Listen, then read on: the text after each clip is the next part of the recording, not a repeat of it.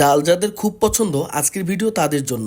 শুধুমাত্র এমন ডাল দিয়ে আপনি 2 প্লেট ভাত খেতে পারবেন। প্রথমে মুই এটা মসুর কালাই নিয়ে নিনু। মসুর কালাইগুলো ধুইয়া পরিষ্কার করে নিছু। তারপরে পেঁয়াজ রসুন দিয়ে নাওছো, আর একটা টমেটো দিয়ে নাওছো, কাঁচা আকালি দিয়ে নাওছো, আর মিষ্টি না গোটা জিরে, তারপর হচ্ছে নুন হলদি আর হচ্ছে সর্ষের তেল সবগুলো দিনু দিয়ে হচ্ছে ভালো করে এখন মাকে চাকে নিবে রাখবে। এই মাখাতেই কিন্তু স্বাদটা কিন্তু পরিপূর্ণ হইবে, সেই জন্য কিন্তু ভালো করে মাকে চাকে নিয়ে পর্যাপ্ত পরিমাণে এখন পানি দিবে রাখবে যতক্ষণ পর্যন্ত আমার সেজে। তারপরে মুই দিয়ে নাওছো না জিরের গুঁড়ে আর হচ্ছে ধনিয়ার পাত দিয়ে ঢাকনা দিয়ে দিয়েছো। এখন সিজি নিবার পালা।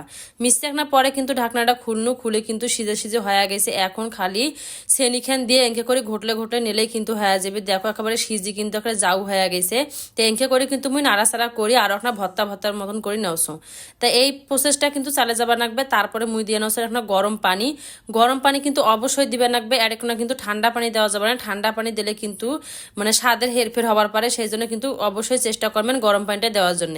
তা মুই গরম পানিটা কিন্তু দিয়ে নিনু। যায় যেনকে ডালের ঘনত্ব খাবার চান ওই অনুযায়ী কিন্তু গরম পানি দিয়ে নেবেন। দিয়ে হসে এনকে যখন টকবক করবে তখন হসে নামিয়ে নিবে রাখবে। তারপরে মুই দিয়ে নসো 2টা শুকনো আকালি পেঁয়াজ আর হসে রসুন দিয়ে ভালো করে কিন্তু নাড়াচাড়া করে নিবে রাখবে যতক্ষণ পর্যন্ত ব্রাউন কালার হয়ে আসে না ততক্ষণ পর্যন্ত এনকে করে মুই ভালো করে নাড়াচাড়া করে নসো।